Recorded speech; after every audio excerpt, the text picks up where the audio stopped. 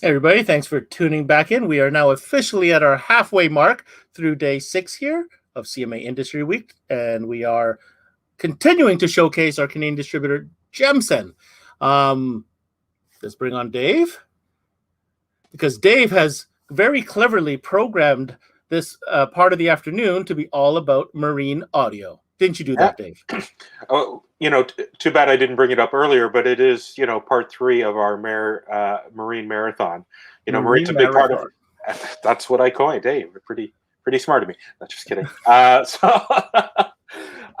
Marine's a huge part of our business, and we wanted to put all the marine sessions together so people that participate in this part of the business, could watch them all together. But we've done some great sessions, but this one is going to be incredible as well. We've got JL Audio Marine, which is a brand that is the brand when it comes to marine. I mean, the performance, the sheer engineering that goes into this product is unsurpassed. And I'm not going to spend too much time talking about it because we got a really short period of time, and Rob's going to do a better job than I do. So let's bring Rob in. Let's bring on JL Audio Marine Trainer Supreme. That rhymed. Rob Haynes. What's going on, Rob? Hey, everyone. Long time no see. Long time no see.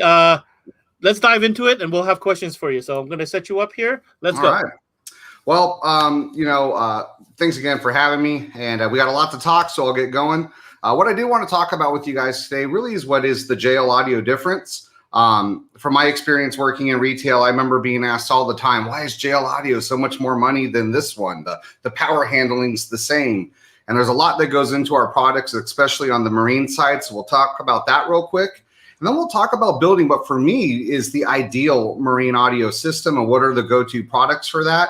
And if that may be a little too expensive for your customer or for your wallet, some smart ways to scale down without compromising any of the performance. So, with that said, JL Audio Marine, for me, it's all about us being a company of enthusiasts. We're very blessed in the South Florida market, and me here in California, it's pretty much boat season all year around. So we live on our boats, and that experience on the water, that really goes into how we design our products. We understand the marine environment. We know the demands. We know what the expectations from users are going to be, and that is key because we also engineer all of them in the United States. We don't just go to a factory overseas and say, we'll take this part, this part, this part, and throw our label on it. And there's nothing wrong with that. It's a business model that works for a lot of companies, but it doesn't work for JL Audio. We will pride ourselves in doing everything from the ground up with our engineering facilities here in the United States.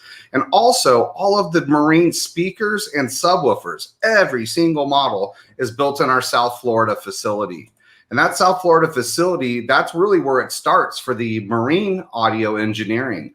In our engineering department, we have an area we call the lab where we do all of our extensive environmental testing. Machines like the Q-Fog here that allow us to test all sorts of different moisture, not just, direct spray, fog, is it fresh, various salinity levels. We can mimic just about any damp, wet, hose it down type environment you can think of in this machine. We also do lots of thermal testing for extreme hot weather, extreme cold weather, plus rapid temperature changes. You guys in the summer, it might be a beautiful day up there, but that lake is still cold from the winter. And that speaker baking in the hot sun and then having that cold water splash on it, it could cause plastic based materials to expand or crack.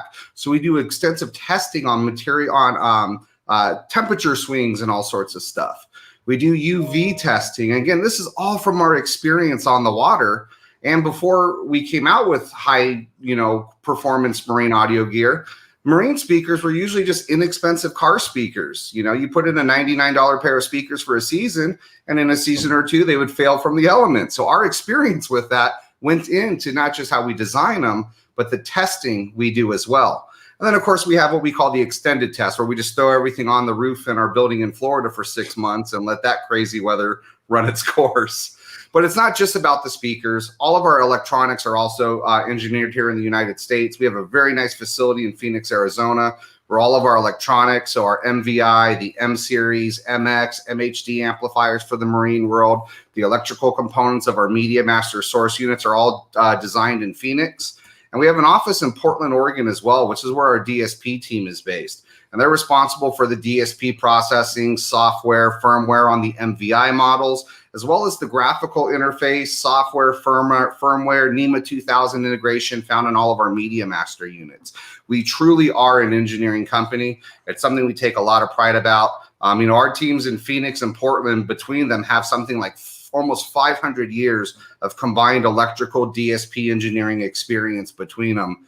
Out of, maybe, I think we have like 25, 30 guys between them. So that's a ridiculous amount of experience designing those products. And as I mentioned, all of the marine coaxials and subwoofers are built in our South Florida facility, manufacturing lines that we design, we upkeep, and a very talented crew that is extremely detail oriented. So if you wonder why a JL Audio product looks the way it looks, lasts the way it lasts, sounds the way it sounds, it's all of this. And yeah, that is a premium. That's why we may be more expensive than a lot of other brands. But you're truly getting the best product designed from people that understand where you're going to be using it. And really, we are an application company. And our marine products just take that to the next level. So with that, let's start talking about what for me is the ideal audio system. And for an ideal system, first of all, you have to have a solid source unit. And as we're getting into these larger vessels, and even in smaller vessels, we're just getting more complex systems where we're dealing with different zones. And we want to isolate different zones. Maybe we want the bow separate from the cockpit and stern or tower speakers. That's really where it's nice having a multi-zone source unit like a Media Master. Perks to the Media Master, obviously IP66 rated. They're designed to be outside. They're designed to be exposed to the elements. Bright screens, large buttons, so they're easy to and safe to operate and use. But really, it's when you get into the zones. 4 independent zones on the MM100 SBE and 3 on the MM50. On top of having individual tone controls for each zone, you can adjust the volume of each zone as well. So maybe you want a quiet area on your vessel. You can turn the bow speakers down without taking all the fun away from the main part of the vessel where the party's happening. These are disabling zones, killing tower speakers. So they're not on when you're not towing everyone and you've got ETX V3s blasted in your ears the whole time. So having these independent zones really improve the flexibility and control of the audio system. And if you are doing these larger systems, it's so much better than having Y adapters and RCAs being split all over the place.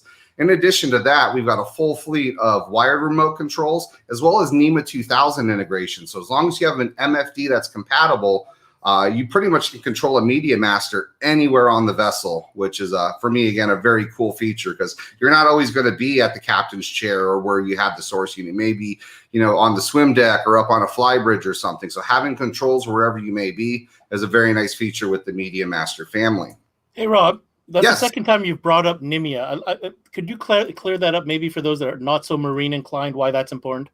Yeah, so pretty much, on the car audio side of things, we see data bus in cars all the time, CAN bus systems, LAN bus. It's essentially a computer data control system where it runs everything.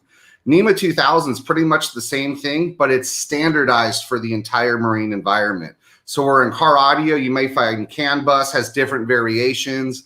On the boat side of things, NEMA 2000 is a standard.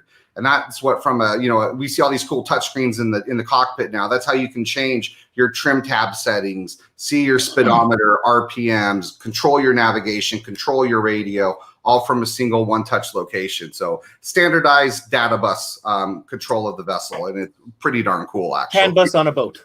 Yeah, pretty much. But it's standardized, which really makes it nice and easier to play with everyone's products. So moving on from there, obviously, if you want killer sound, you got to look at the new line of M6 Marine speakers. We put a lot of thought into these. Marine, it's a loud environment, so you have to have speakers that can play loud. And I'm all about displacement. If I can minimize power to reduce current draw on the batteries when you're off power, I'm all for that. And the long excursion woofer design on M6 helps with that. The more a speaker moves, the more air it's going to push, the more air hits our eardrums, the louder it's going to sound. And that's really what it's all about with these speakers. They're considerably larger than a lot of other speakers on the market, but you're also going to get substantially more output from them. and an improved lower frequency response, so better mid bass. Those M6 880s, they can get into that upper subwoofer range. A lot of other speakers really can't, and it's all because of how we design that overbuilt motor and suspension. We also have 3 different sizes in the M6 family. So again, I say there's no replacement for displacement. Put as many speakers on the boat as you can. But if you don't have a lot of room for speakers, that's where having the larger 7.7 and 8.8 inch options come in. The 8.8 inch option has almost 2 times the cone area of the 6.5. And when you factor in the increased excursion, we're talking almost, if not more than 6 dB of output you're gaining with that 8.8 to a 6.5. And depending on how you hear, I mean, 6 dB is a lot. But for a lot of people, 6 dB can be perceived as twice as loud. So if you can't put a ton of speakers, use those 8.8 inch because you're going to get a lot more output out of them. And to make sure everything stays nice and smooth and, you know, handshakes with one another, we even staged the tweeters. So the larger the speaker, the larger the silk dome tweeter, to make sure that handoff and that key upper mid-range high frequency transition is going to be nice and smooth. And you don't have too much mid-range or too little high frequency. You just have a nice balanced sound with that approach. We also got the whole family of subwoofers, 8 inch, 10 inch, the monster M712, which, by the way, like the shipping weight's 38 pounds. So if you're installing an M7, please make sure it's braced properly because you don't want splinters in your gel coat. Can I say something here real quick, Rob? Man, if you flash me those images real quick, I can barely tell between the subs and the speakers. The speakers are that ridiculously like, that's crazy. Wow. Yeah, no, the M68 sub does share the same house case frame as the coaxial, but that's it. It's completely different motors, suspension, cone. They just share the same home. But yeah, when you get to the 10 and the 12s, they're big, they're beefy. The 10 and the 8 inch, you can do infinite baffle or seal. There's 2 different options. So make sure you choose the right one or you'll be probably not happy with the performance, but a very nice lineup. And of course, we have the enclosed speaker systems as well. Vex Pods and the ETX V3 for any tower or off-road or, you know, maybe mounting Vex Pods to the roof on a flybridge or on a pontoon vessel. We pretty much got you covered with all of those. But it can't just be about the looks. They have to look beautiful as well. This is our premium product.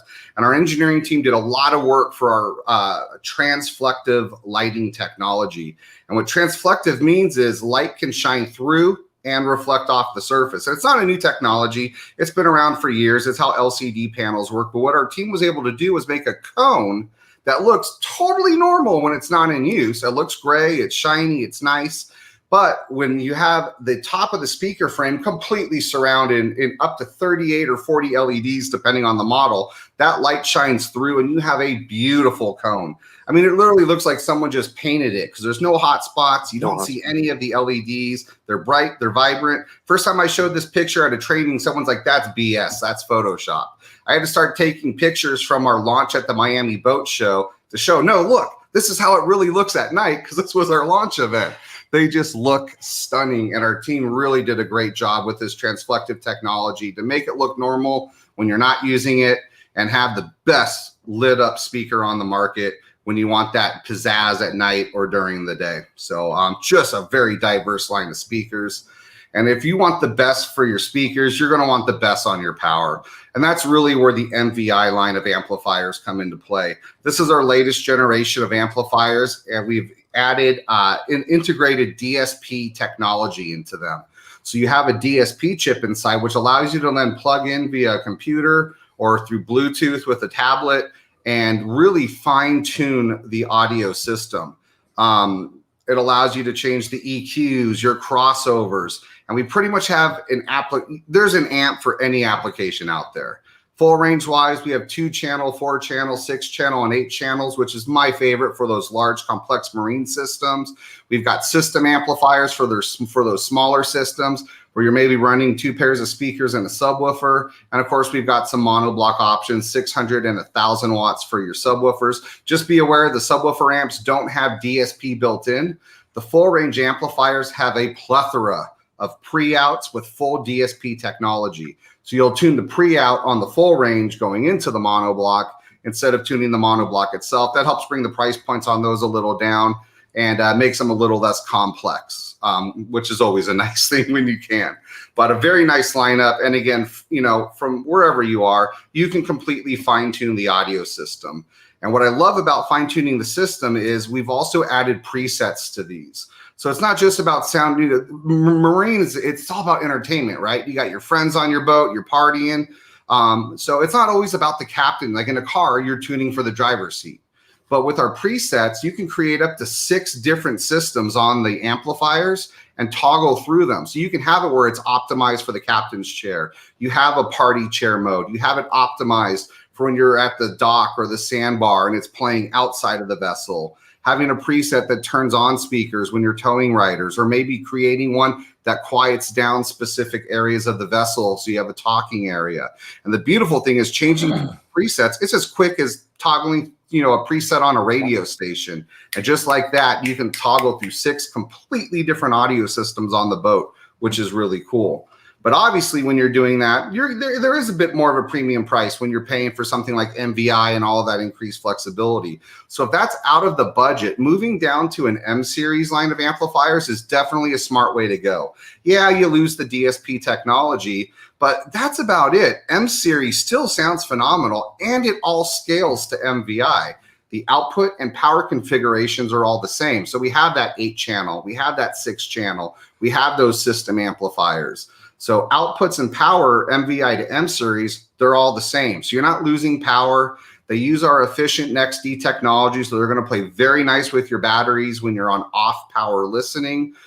Very minimal draw. What I love about them also is being you have to actually physically access the amp now. You're not going to a computer. All your controls are on the top plate. So even when they're buried and installed, very easy for the installers to gain access to. And all of that is why it's been, over the years, our most popular line of marine amplifiers. They're extremely flexible, they sound great, and they're very easy to work with. On the speaker side of things, if M6 is out of the budget, we've got the M3 speakers. And I hate calling M3 entry level. It is our entry level speaker, but it is so far from what an entry level speaker is. M3, man, it's M6 DNA. We just scaled it back a bit to make it a little more affordable. You've got the 6.5 and the 7.7 inch options, just a little reduction in power handling, 1/2-inch tweeter instead of the larger silk dome tweeters, but it's still silk. Pretty much all the materials are the same. The characteristics are the same. But no transflective. No transflective. This, you're going to get the standard RGB lighting, and that's the premium. You're going to pay for that on M6. That's the top dog. It's got to look the best. But you still have a very nice surface mount RGB lighting system on the M3s that will do a nice job of illuminating the cone. Very efficient, great and low power applications. So if you're running like the deck power on an MM50 or one of the Clarion marine source units, these will play awesome on deck power, sound even better on an amplifier. And for their price points, they really are just awesome performance. And again, always been one of the key pieces to the JL Audio family. So, we talked about that's the ideal system. And these are great ways to step down if you have to hit a certain price point and not compromise the performance. Because whether you're going from MVi to M or M6 to M3, I think you're going to be pretty stoked on the performance. And that's it. Rob, phenomenal job as usual, sir. I got a couple. You want to go first this time, Dave? Or you want me to go? No. Rob did an awesome job. I mean, half an hour is nearly enough to even scratch the surface. Yeah. When it comes to JL Audio Marine, But good point about transflective, Ben. In fact, let's make that a keyword for one of our. But I love what they've done with the Marine lineup, especially on the MVi amplifiers. A lot of people may think that the MVi amplifier is just a Marine version of the VXI DSP amplifiers that JL Audio have, but they're not. They're an entirely different design, larger amplifier. They have extra RCAs for preset outputs, for the DSP. So it's a different beast altogether. But man, what options and things that you can offer to your consumer by integrating DSP on the boat, pressing a preset, having a party zone, having more bass, whatever it is, not only switching speakers on and off, you can actually change the EQ setting, for different areas of the boat and that sort of thing. So, the options and are really endless of what you can do with JL Audio Marine. This is the reason why this is the brand in marine audio. So here's my 2 cents. Number one, that transflective needs to go to car. Like I need some of that lighting in my car. That's number one. Number two, the M6. I said it before, but like you look at that, you put that in a customer's hands, and they're like, "Whoa, this is heavy duty."